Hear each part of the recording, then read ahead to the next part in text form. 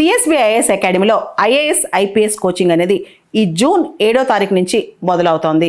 ఎవరైనా సరే అడ్మిషన్ కోసం ఈ ఫోన్ నెంబర్ని కాంటాక్ట్ చేయొచ్చు. American secretary of state Marco Rubio 4 రోజుల పర్యటన కోసం భారతదేశానికి వచ్చారు. మే 26వ తారీఖున క్వాడ్ ఫారెన్ మినిస్టర్ సదస్సు జరగబోతోంది. దానిలో ప్రత్యేకంగా అటెండ్ అయ్యేందుకు ఆయన వచ్చారు. క్వాడ్ అంటే మనకు తెలుసు 4 దేశాలు: ఇండియా, అమెరికా, ఆస్ట్రేలియా, జపాన్. దాని యొక్క విదేశీ వ్యవహారాల మంత్రుల సమ్మిట్ జరుగుతుందన్నమాట. దానికి సంబంధించి మనకు తెలుసు క్వాడ్ అనేది వ్యూహాత్మకంగా ఏర్పడిన ఒక గ్రూప్ అనమాట, ఇండో పసిఫిక్ ని ఫోకస్ చేస్తూ. సో ఆ గ్రూప్ సంబంధించి ఫారెన్ మినిస్టర్స్ మీట్ లో పాల్గొనడానికి Marco Rubio, American secretary of state అంటే అమెరికా ఫారెన్ మినిస్టర్, భారతదేశానికి వచ్చారు. ఆయన ఒక విషయం స్పష్టంగా చెప్పారు. America first visa scheduling system follow అవుతున్నాం. అంటే వీసాలు ఇండియన్స్కి ఇచ్చేటప్పుడు ప్రయారిటీ ఎవరికి ఇస్తున్నాం అనేది, అమెరికన్ ఇంట్రెస్ట్కి ఎవరైతే సపోర్ట్ చేస్తారో వాళ్ళకి ఇస్తున్నాం.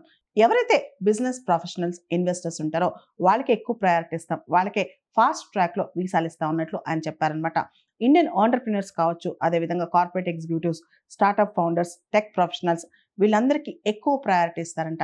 అదేవిధంగా పెట్టుబడిదారులు ఎవరైతే ఇండియా నుంచి అమెరికాకి ఫ్రీక్వెంట్ గా ప్రయాణం చేస్తూ ఉంటారో వాళ్ళ వీసాస్ కి ఎక్కువ ప్రయారిటీ ఇస్తారంట.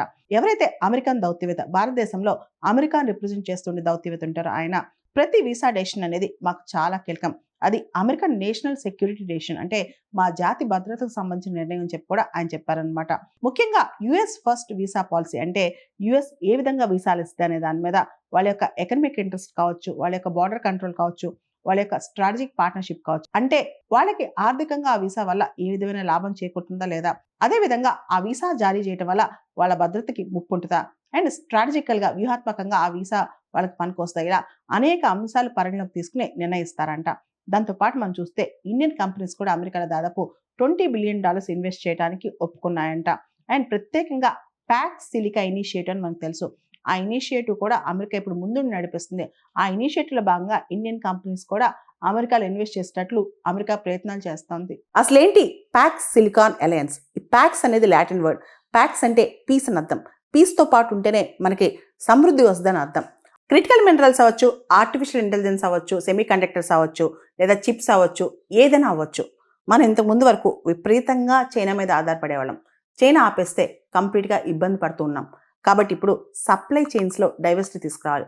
ముఖ్యంగా కొత్త టెక్నాలజీకి సంబంధించి ఏదైతే సప్లై చైన్స్ ఉంటాయో వాటికి సంబంధించి డైరెక్ట్గా, ఇండైరెక్ట్గా ప్రభావితం అయ్యే ఉంటాయో వాటన్నిటిని మనం డైవర్సిఫై చేసుకోవాలి.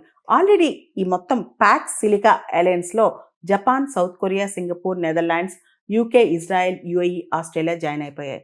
వాటితో పాటు Taiwan, European Union, Canada, OECD countries కూడా గెస్ట్ గా జాయిన్ అయ్యాయి. దీనివల్ల ఆర్టిఫిషియల్ ఇంటెలిజెన్స్ అవ్వచ్చు, ఎమర్జింగ్ టెక్నాలజీస్ అవ్వచ్చు, వీటికి సంబంధించి ఏ క్రిటికల్ మినరల్స్ అయినా, వీటికి సంబంధించిన ఏ క్రిటికల్ ఇన్పుట్స్ అయినా సరే, ఇవన్నీ సప్లై చైన్ డైవర్సిఫై అవ్వాలి అనేదే ప్యాక్స్ సిలికా అలయన్స్ అనమాట.